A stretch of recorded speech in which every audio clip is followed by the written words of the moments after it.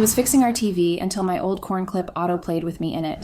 Hey Reddit, let's just get straight into this one, shall we? My name is Beth, 37, and my husband Wayne, 37 male, and I have been married for 7 years and together for 10.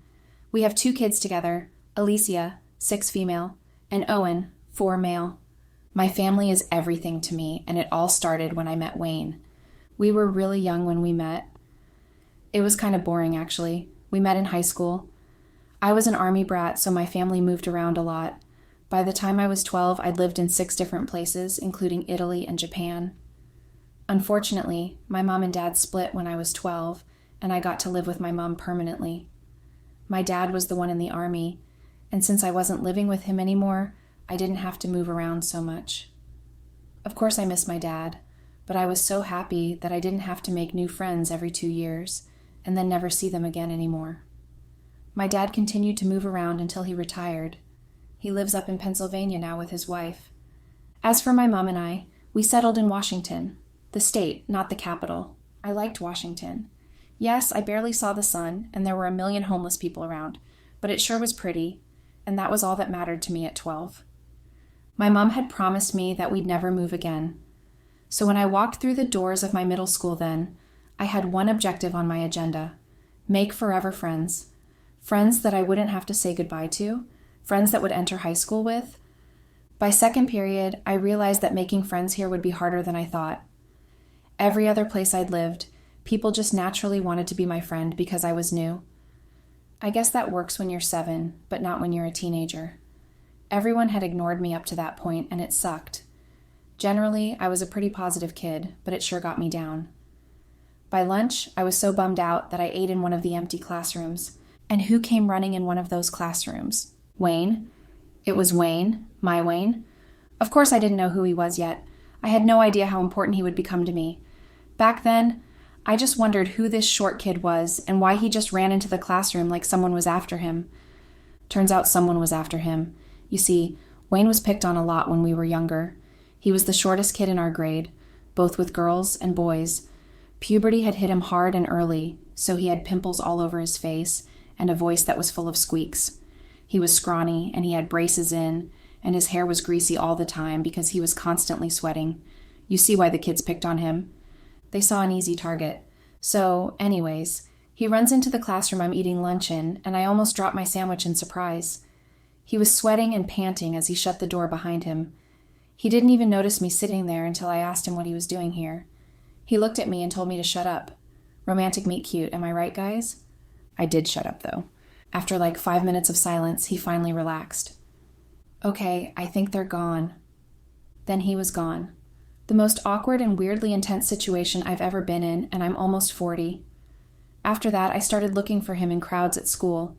It was super hard to spot him. Like I said, he was short. But one thing he was mouthy.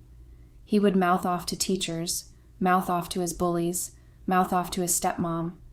He got into a lot of trouble because of that.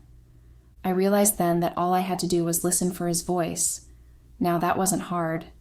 We'd be having a class and all of a sudden you'd hear him from across the hall. Or during lunch, you'd hear him from 3 tables over.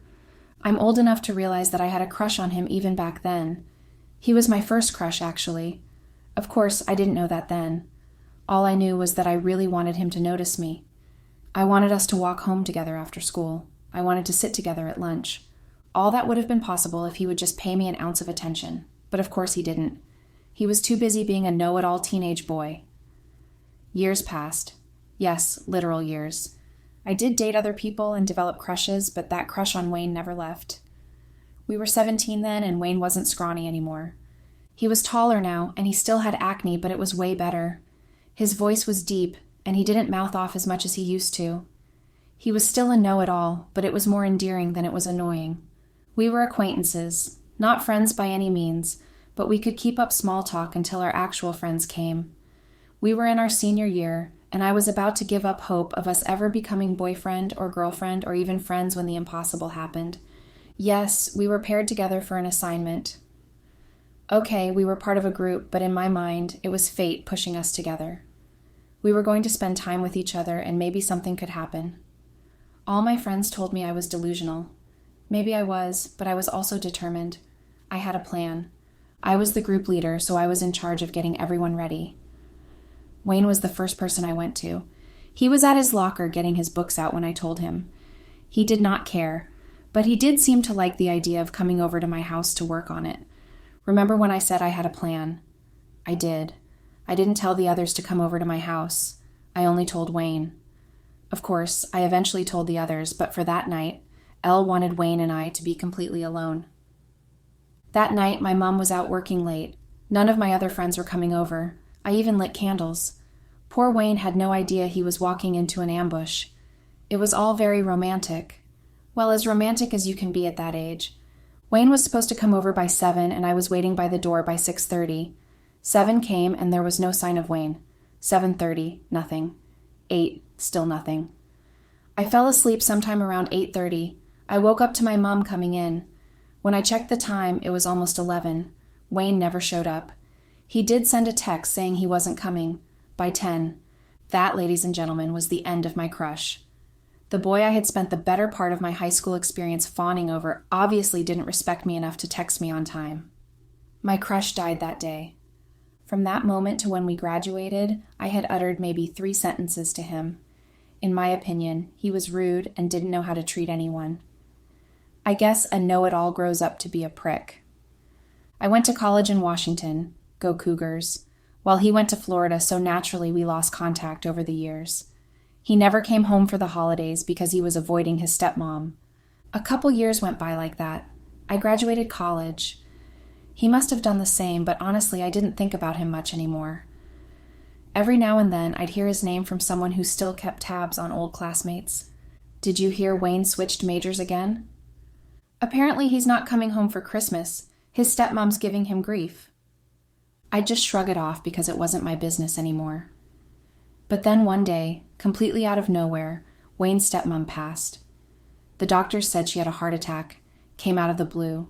She was completely healthy and she just had one in the middle of the day. I remember Wayne's dad was just out of it.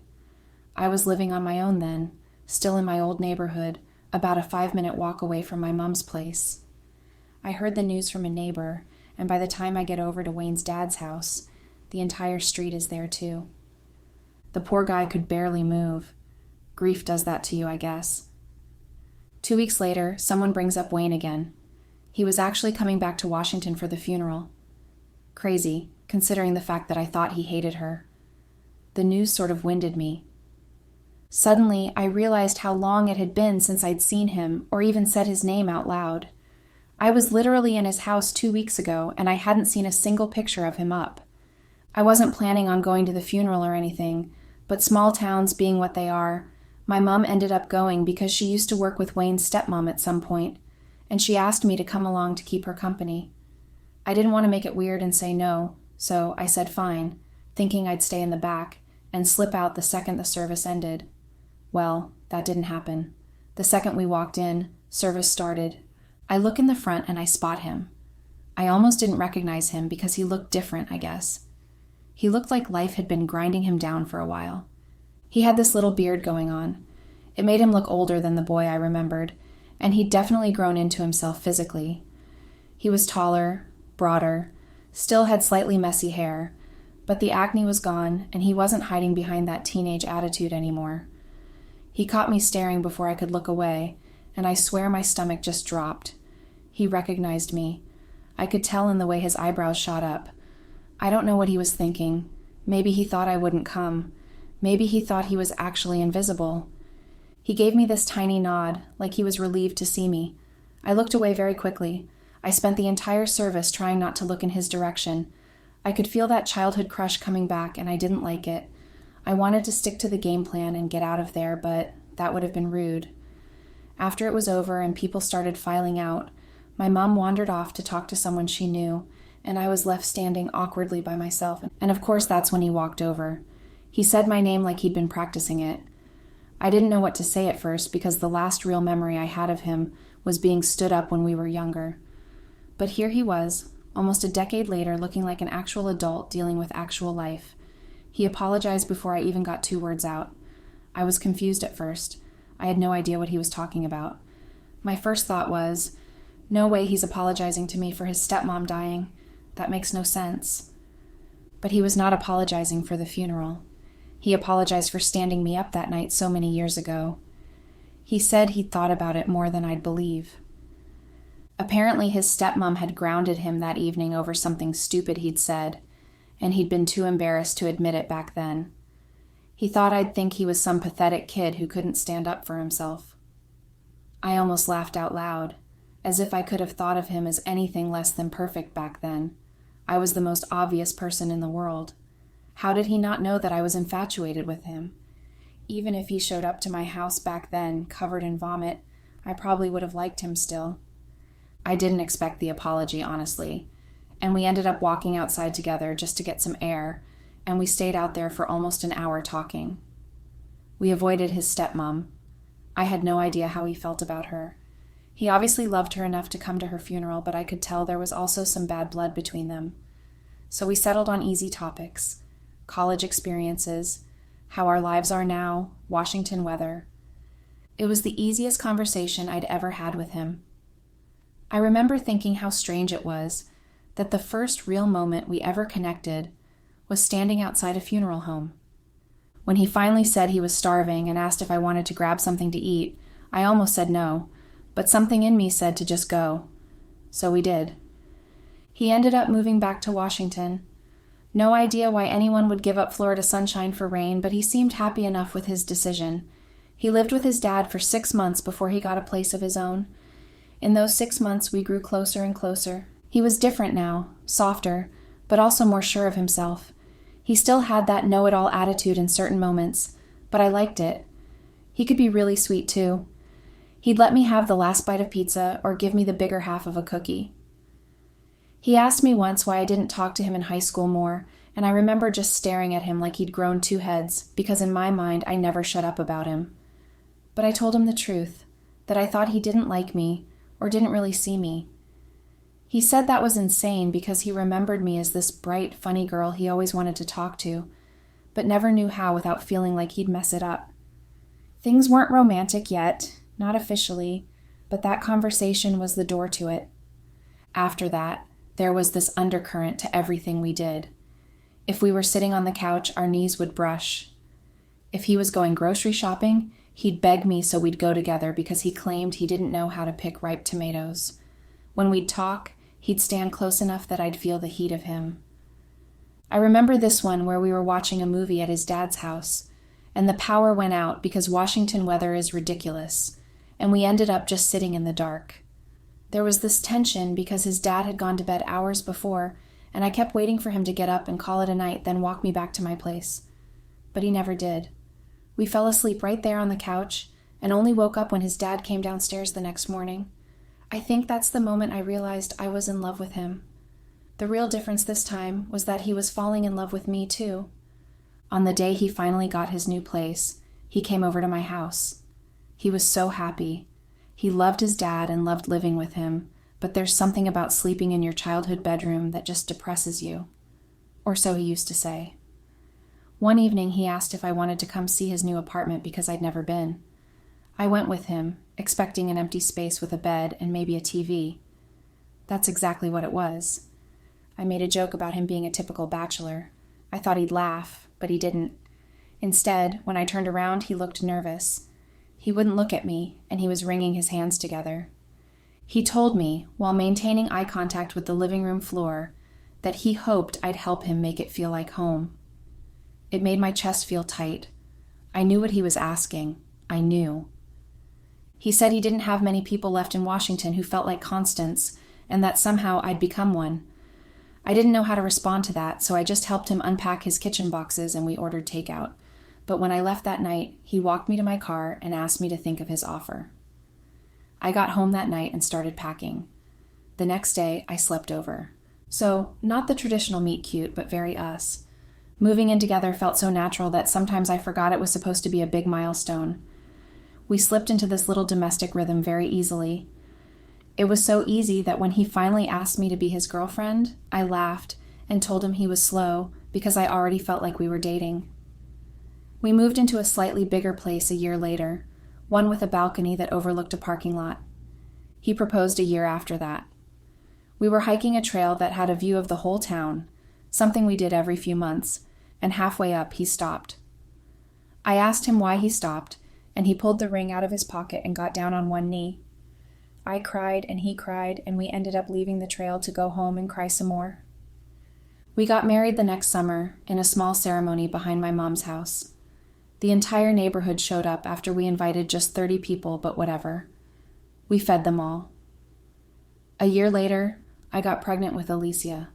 That was the first time I ever saw Wayne look genuinely terrified. He paced around the kitchen for maybe 20 minutes while we waited for the test results. We weren't trying for kids so early into our marriage. She was a bit of an accident. I couldn't guess what he was feeling. Was he hoping for a baby or not? It was always hard to tell with him. For someone who talked a lot, he sure did keep his thoughts to himself. The results came in and I was pregnant. I was scared he was going to freak out for a second before I saw the look on his face. He had the biggest grin in the world. One minute he was biting his nails, and the next, he was hugging me so tightly I could barely breathe. He was a good dad from the second she was born. He changed diapers without complaining. He learned how to do ponytails even when they came out crooked. He stayed up with her during teething while I slept. We really only wanted one kid. We were both only children ourselves and felt growing up without siblings really helped shape who we were. We wanted to give Olivia the same experience. So naturally, 2 years after that, we had Owen. Our lives shifted again into this messy blur, so many baby bottles, sticky fingers on our skin, and stepping on toys in the dark. We weren't perfect parents, but we tried hard, and we were a good team. Our kids are a bit older now, and so are we. More gray in our hair now. Wayne and I are more in love than ever. We tell each other everything. Okay, that's a lie. I guess it's time to address the elephant in the room. Yes, the corn videos. During the 2 years between graduating from college and reconnecting with Wayne, I, willfully and consensually, acted in some corn videos. I know how that might sound if you just read the sentence quickly, but it was just something I did when I was 22. Back then, I felt like I was doing all I could, but I was still barely getting by. Yes, I lived with my mom, but I still had to pay for food, gas, and a phone plan that would let me call my friends without worrying about overdrawing my account. At the time, it felt like the perfect answer. It was legal, it was consensual, and I did it on my own terms. I didn't tell anyone because, frankly, it didn't seem necessary. It was also none of their business. It didn't feel like part of my identity. It was more like a job. And like most jobs, I moved on when I got a better one. I moved out of my mom's house, moved into my own apartment, and started a new job, one that didn't require me to take off my clothes. When I reconnected with Wayne years later, the thought of mentioning it barely crossed my mind. Not because I had anything to hide or because I felt ashamed, but because it genuinely felt irrelevant. By the time we met again, I had grown in ways I hadn't imagined possible back then. I had a steady job, a home I felt proud of, a great relationship with my mom and dad. By the time we were in a relationship, I figured it was too late to tell him anyways. As the years passed with Wayne, I'd almost completely forgotten about that phase of my life. Keyword, almost. Because sometimes I think about those years.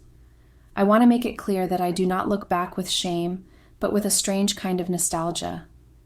Those days were strange. I was free in a sense, but I also understood that the freedom came with a weight. Recently, this past of mine has started creeping back into my awareness. Not because I wanted it to. I think because I have this strange desire to revisit it. Of course, I never followed through with these thoughts. Wayne would never in a million years make a corn video, and I would not make one without him. So, I tried to just bury the thoughts. I tried to just bury my past. Thankfully, most of my videos are on some obscure, out-of-date site. I'm pretty sure the site's down now, in fact. So I had no fear of anyone ever seeing them again. Or so I thought. Last week, Owen kicked a ball at our TV. Our TV is huge.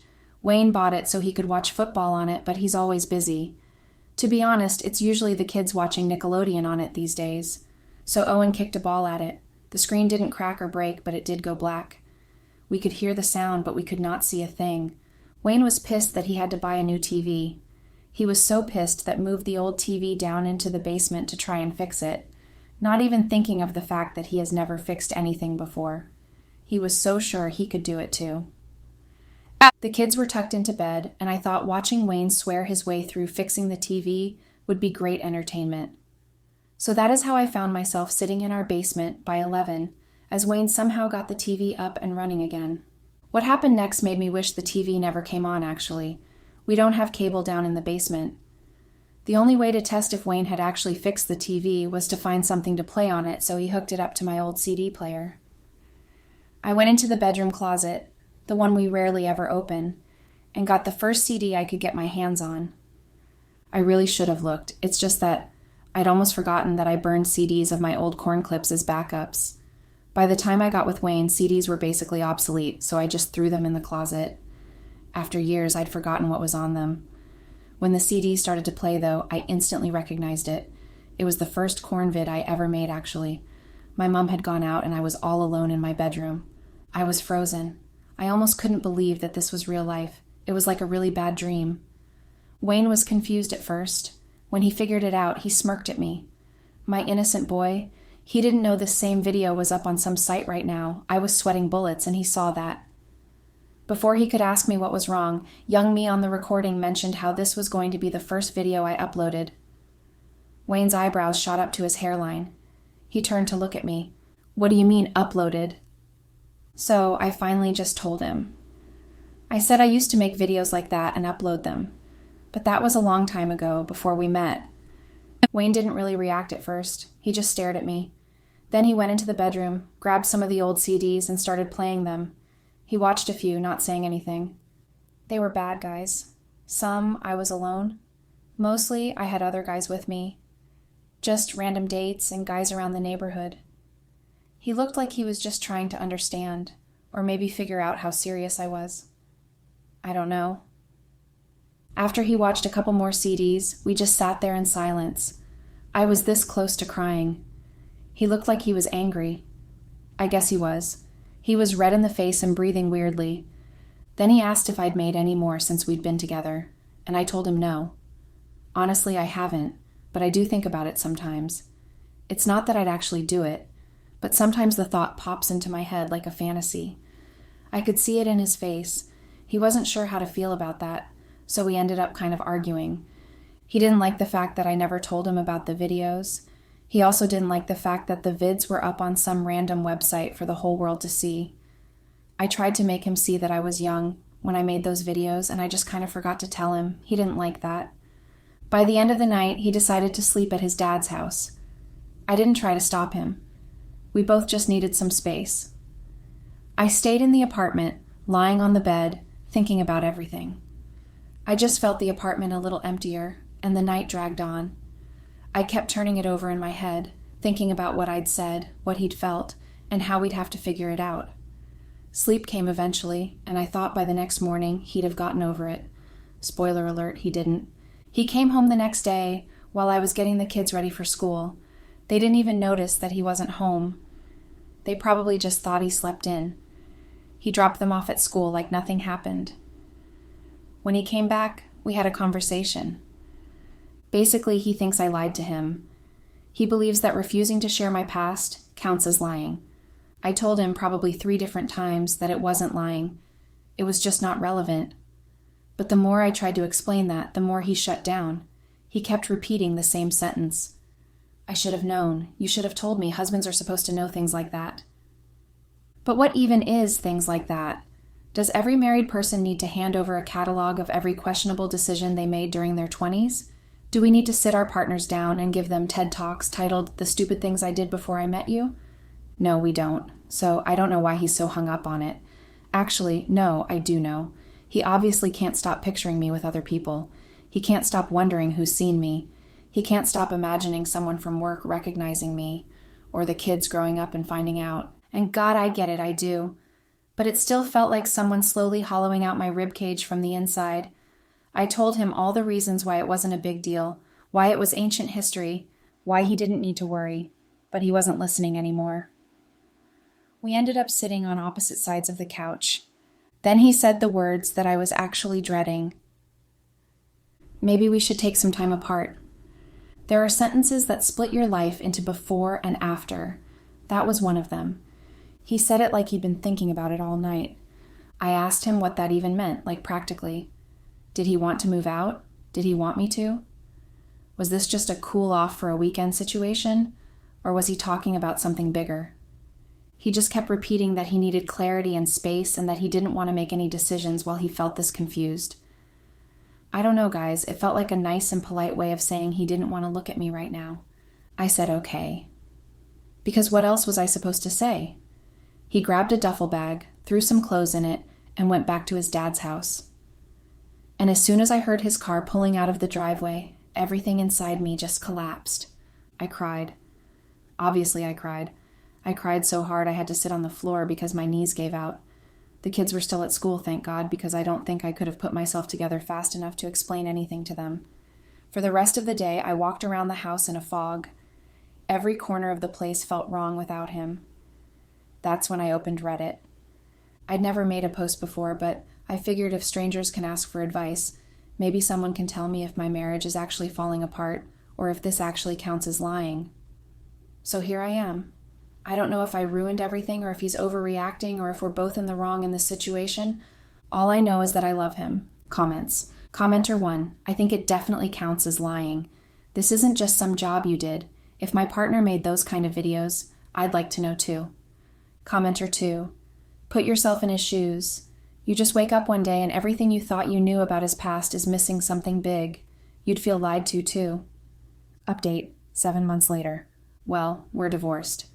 At first he was just staying at his dad's for a little while. Then he started keeping more clothes there. Then the kids started calling it Dad's house instead of Grandpa's. And eventually, without ever officially saying it, it became clear that he wasn't coming back. He didn't say the words, "I want a divorce," until maybe 3 months after the TV incident. I didn't even argue. I didn't beg. The divorce itself was polite. We didn't argue over much. We didn't split things evenly. I gave up more than I should have, mostly because I didn't have the emotional energy to fight.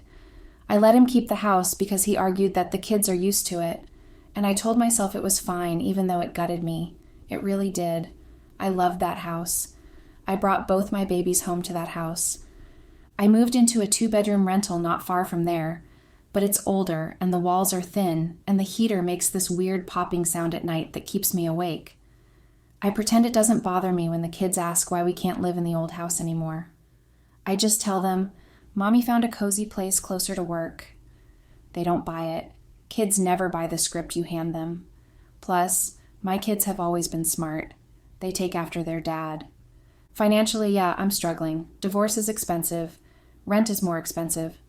Going from a dual-income household to just me has been a punch in the wallet.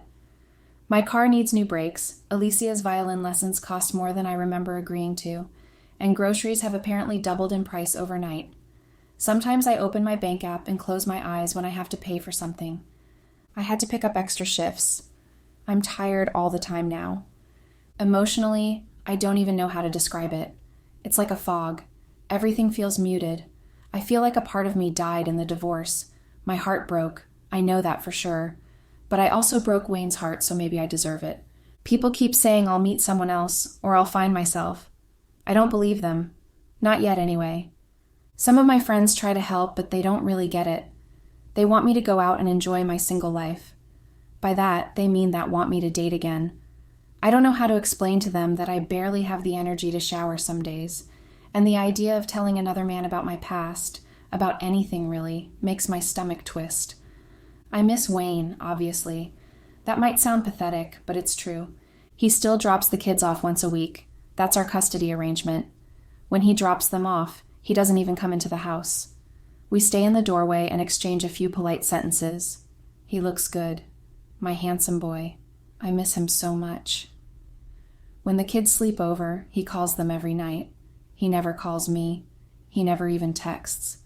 I don't think he ever will again. We still live in the same town, so I see him around. He just acts as if I'm not there. It's as if he doesn't care if I'm not picking up or dropping off the kids. I'm kind of considering moving out of the town, but where would I even go? I've never been out of the state in my life. Plus, my kids are here. I don't want to leave them. I want to be a part of their lives. But the small town gossip is crazy. Wayne actually never told anyone why we got divorced. but people have their theories. Most of them involve me cheating. My reputation is in the gutter right now. I feel like the only true ally I have is my mom, and even she looks disappointed in me sometimes. She's a hypocrite considering she's divorced too. Whatever, I really don't have the energy to argue with her about it. Because right now all I feel is tired and alone and heavy, but I'm still here, for whatever that's worth. I guess that's the update. Feel free to flame me in the comments. I really don't care. Until next time, I guess. Bye for now, guys.